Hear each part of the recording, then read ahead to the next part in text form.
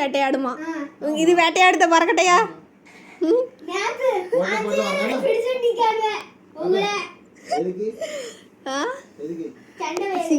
சிங்கம் தனியா நின்று வேட்டையாடுத மறக்கட்டையா? அது அவன் வேலைட்டுக்காரே அடிக்கிறதுக்கு ஆள் கூட்டிட்டு வந்தான்.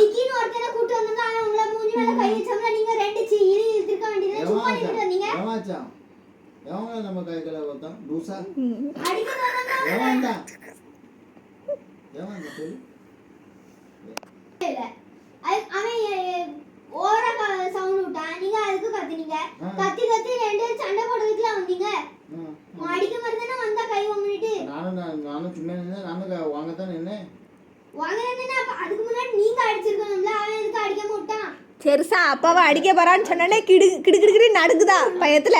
ஐயோ ஐயோ அப்பாவை எதுவும் பண்ணிருவாங்களோட்டு.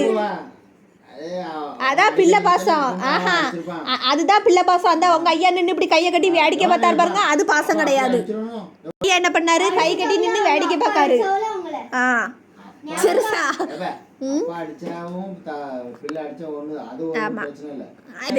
இது என்னதான் அடி வாங்கினாலும் மானகட்ட கூடாது. அவளுக்கு தான் சப்போர்ட் பண்ணி பேசணும், நம்மளுக்குலாம் எங்க மரியாதையே கிடையாது. ஆமா பத்தியா, இது அப்படியே ஆப்போசிட் கேஸ்ல அப்படியே அங்க தலைகீழ மாறிடுவாரு. ஆமா இப்போ நான் பிறந்த ஊர்ல இங்க வந்ததே முதல்ல 40 வருஷம் இங்க இருந்திருக்கேன். அவ்வளவு உங்களுக்கு எக்ஸ்பீரியன்ஸ் தெரியும். அதோட நாங்க இப்போ டெவலப் ஆயிட்டு இருக்கோம்.